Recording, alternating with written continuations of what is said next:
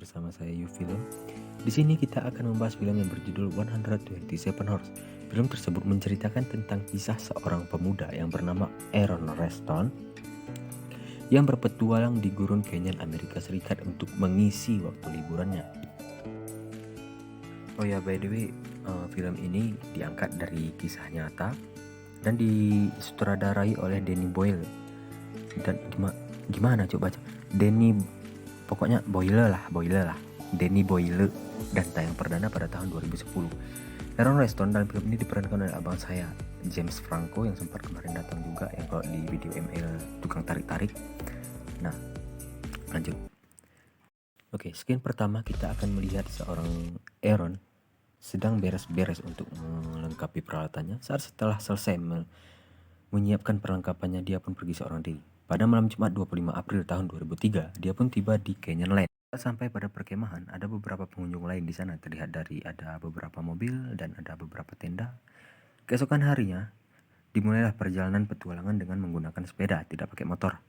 Sempat terjatuh dan tapi kembali melanjutkan mengayuh sepedanya dalam beberapa kilometer dan tiba di suatu tempat. Ia menaruh sepedanya dan lanjut dengan berjalan kaki.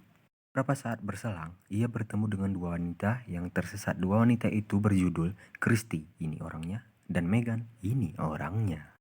Mereka tersesat cukup jauh. Aaron mengantarnya dan mereka sempat bersenang-senang, mandi bersama, dan pada akhirnya mereka harus berpisah dan melanjutkan perjalanan masing-masing. Aaron berjalan melewati lorong-lorong yang bertebing batu. Saat Aaron hendak meraih batu untuk pegangannya, tiba-tiba boom! Inilah 127 Horse. Anjing, salah baca. Ulang. Inilah 127 Horse.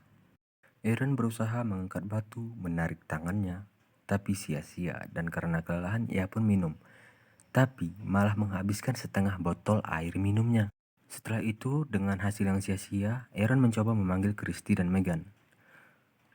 Tapi ia tahu tidak ada jawaban.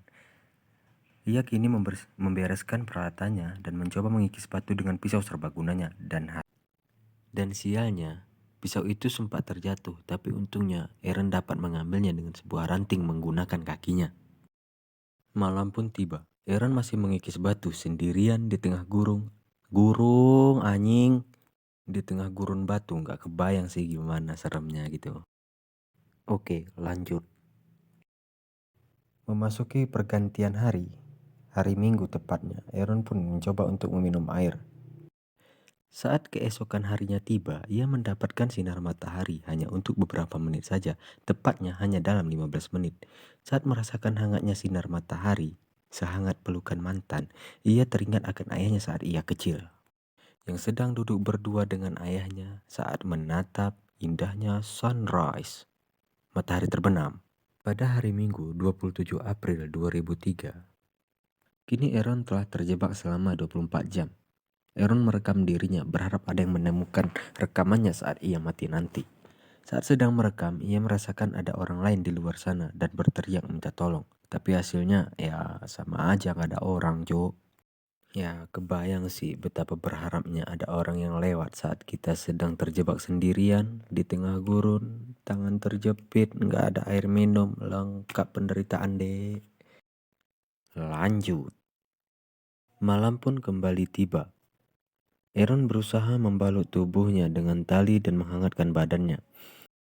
Aaron berhalusinasi bahwa ia sedang mengikuti pesta bersama Christy dan Megan dengan pesta Scooby-Doo. Plastic cup. Might take a beer as well. Selesai dengan halusinasinya, kini Aaron meminum air minumnya yang makin menipis.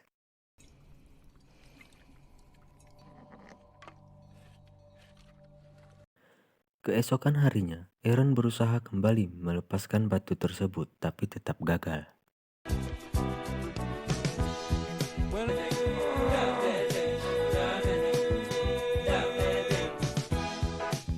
Dan Aaron pun membayangkan ada sebotol minuman jeruk yang tinggal di mobilnya.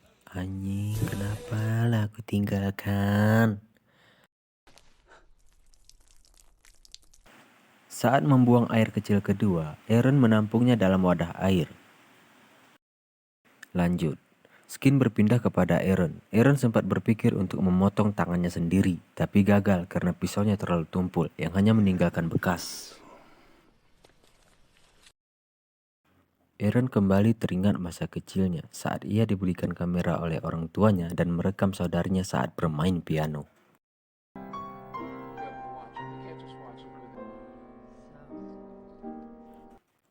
Selesai bernostalgia, Aaron kembali meminum air minumnya yang tinggal sedikit dan menipis.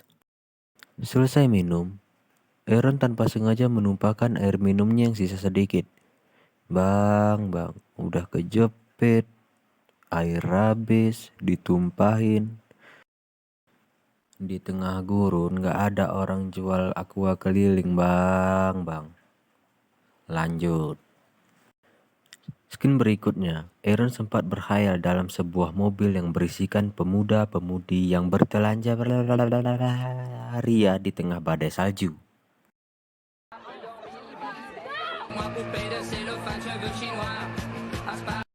Aaron masih melanjutkan halusinasinya, hanya berdua sama gebetan, tak berbusana, kayaknya habis WIK, sedang asik berhayal. Tiba-tiba...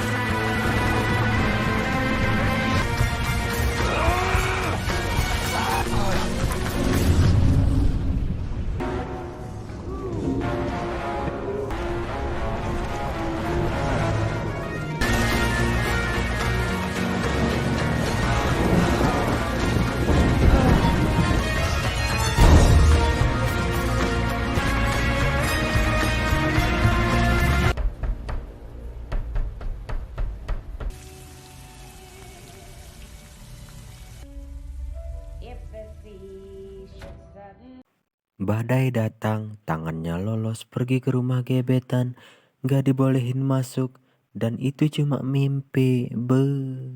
Damage-nya nambah. Nangislah bang, gak ada yang larang, nangislah. Hari sudah hari Selasa, Aaron pun sudah frustasi, dan air terakhir pun habis. Jantungnya berdegup kencang dan bam! Nginu anjing. Diminum gak tuh? Diminum, darahnya disedot. Oke, lanjut. Belum selesai kita melihat pemandangan Aaron meminum darahnya sendiri. Kini telah memasuki hari Rabu dan Aaron pun langsung meminum air seninya yang ia tampung pada wadah penampung air waktu itu. Selesai Aaron meminum air seninya, ia melihat kembali hasil rekamannya bersama Christy dan Megan.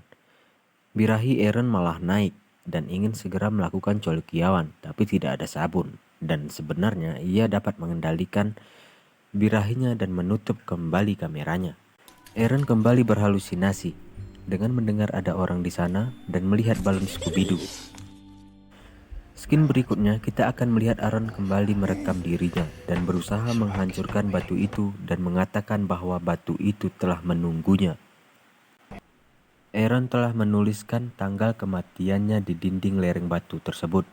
Aaron pingsan untuk sejenak. Saat Aaron siuman dari pingsannya, Aaron berusaha untuk memutuskan tangannya menggunakan pisau kecil untuk membedah lengannya dan ngilu anjing, ngilu. Sini adalah skin momen epicnya. Saya harap penonton siap untuk menontonnya. Siapkan handsfree kalian dan popcorn kalian. Let's go.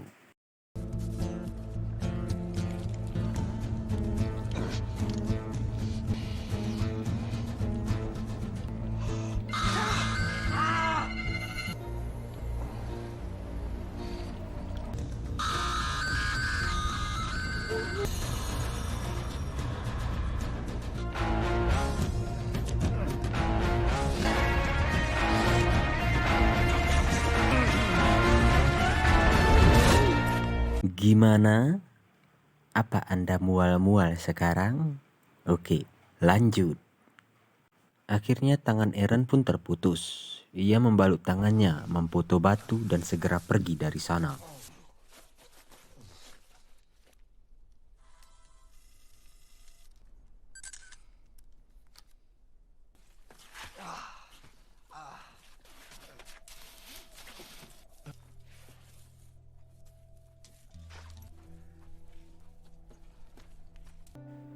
Kini Eren dapat merasakan kembali gimana rasanya di dunia luar yang bebas, tentram, dan dapat menghirup udara segar.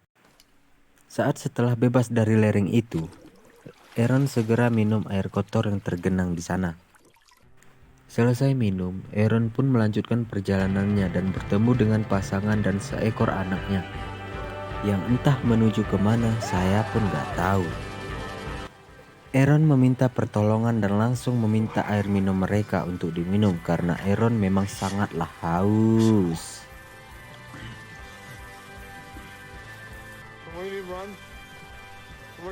Saat ibu dan anak itu memanggil bantuan, datanglah helikopter yang menjemputnya dan Eren pun selamat.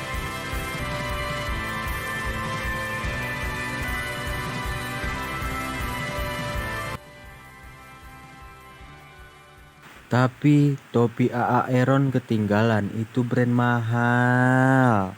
Singkat ceritanya, Eren pun kini menjalankan aktivitasnya seperti biasa dengan tangan yang cacat.